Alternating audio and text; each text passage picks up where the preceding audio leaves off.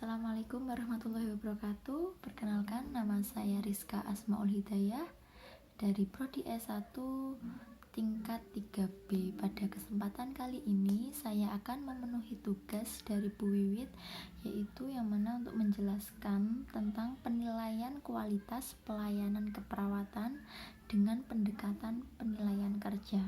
Untuk yang pertama yaitu ada definisinya, kinerja adalah penampilan hasil kerja pegawai baik secara kuantitas maupun kualitas. Kinerja dapat juga berupa penampilan kerja perorangan maupun kelompok. Selanjutnya yaitu ada prinsip-prinsip penilaian. Untuk prinsip-prinsip penilaian yang pertama yaitu mengevaluasi pekerja sebaiknya didasarkan pada standar pelaksana kerja secara orientasi tingkah laku. Untuk yang nomor 2, sampel tingkah laku perawat sebaiknya diamati dalam rangka mengevaluasi pelaksanaan kerjanya. Untuk yang nomor 3 yaitu perawat sebaiknya diberi salinan deskripsi kerjanya, standar pelaksana kerja, dan bentuk evaluasinya.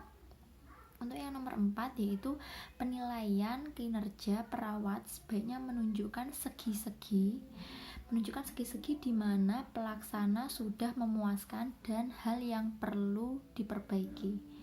Untuk yang nomor 5 yaitu manajer sebaiknya menjelaskan area mana yang harus diprioritaskan. Yang nomor 7, pertemuan evaluasi sebaiknya dilakukan pada waktu yang tepat. Dan selanjutnya itu laporan evaluasi maupun pertemuan sebaiknya disusun dengan terencana, jangan tergesa-gesa maupun mendadak. Untuk yang selanjutnya yaitu ada manfaat. Untuk yang manfaatnya ada 4. Yang pertama, meningkatkan prestasi kerja, meningkatkan etos kerja. Yang selanjutnya merangsang minat dalam pengembangan pribadi. Dan yang nomor 4 yaitu mempererat hubungan antara atasan dan bawahan. Selanjutnya yaitu ada proses kegiatan penilaian kerja. Untuk proses kegiatan penilaian kerja itu ada 3. Yang pertama yaitu merumuskan tanggung jawab dan tugas yang harus dicapai oleh staf keperawatan. Untuk yang nomor 2 yaitu menyepakati sasaran kerja dalam bentuk hasil yang harus dicapai oleh staf keperawatan dalam kurun waktu tertentu, dan yang harus dicapai itu sudah ditentukan oleh organisasi tersebut. Untuk yang nomor 3 yaitu melakukan monitoring, koreksi, dan memberikan kesempatan serta bantuan yang diperlukan oleh stafnya. Selanjutnya yaitu ada standar instrumen penilaian kerja perawat. Itu ada 5 tahapan prosesnya. Untuk yang pertama yaitu ada pengkajian, yang nomor 2 diagnosa keperawatan, yang nomor 3 perencanaan, yang nomor 4 implementasi, dan yang nomor 5 itu evaluasi. Ya, langsung saja ke masalah dalam penilaian pelaksanaan kerja. Untuk penilaian pelaksanaan kerja itu ada 2. Yang pertama yaitu pengaruh halo effect. Untuk pengaruh halo effect yaitu tendensi untuk menilai pelaksanaan kerja bawahannya terlalu tinggi karena ada suatu alasan. Misalnya saya sebagai perawat, saya dekat dengan atasan saya lalu atasan saya itu memberikan saya nilai penilaian yang tinggi, seperti itu, dengan nilai yang tinggi.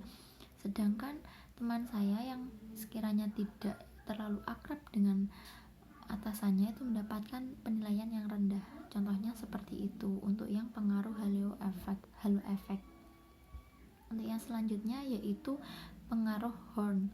Untuk pengaruh Horn definisinya yaitu kecenderungan untuk menilai pegawai lebih rendah dari pelaksanaan kerja yang sebenarnya karena terdapat alasan-alasan tertentu.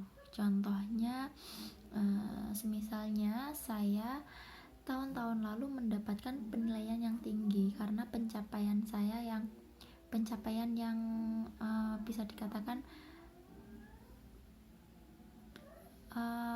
penilaiannya cukup rata-rata, tapi karena dikarenakan oleh suatu hal, entah itu karena pemberian pelayanan yang kurang optimal atau tidak maksimal, saya mendapatkan penilaian yang rendah dari si pasien. Seperti itu contohnya. Lalu ada audit keperawatan. Untuk audit keperawatan, apa itu audit keperawatan? Audit keperawatan yaitu pemeriksaan dari berbagai data. Untuk audit keperawatan itu ada dua. Yang pertama yaitu audit mutu dan audit personal. Yang pertama yaitu audit mutu. Apa itu audit mutu? Audit mutu yaitu suatu inspeksi atau pengamatan terhadap ketaatan organisasi untuk mendapatkan standar mutu yang bertujuan untuk menjamin bahwa prosedur quality control berada pada tempatnya. Sedangkan yang untuk audit personal yaitu pemeriksaan dan penilaian data-data personal. Untuk pendekatan teknis audit itu ada 5, yaitu yang pertama pendekatan komparatif. Apa itu pendekatan komparatif? Pendekatan komparatif dengan cara membandingkan organisasi satu dengan organisasi yang lainnya. Yang kedua yaitu pendekatan wewenang dari luar dengan cara bergantung atau mengacu pada pertemuan oleh para ahli dari luar organisasi.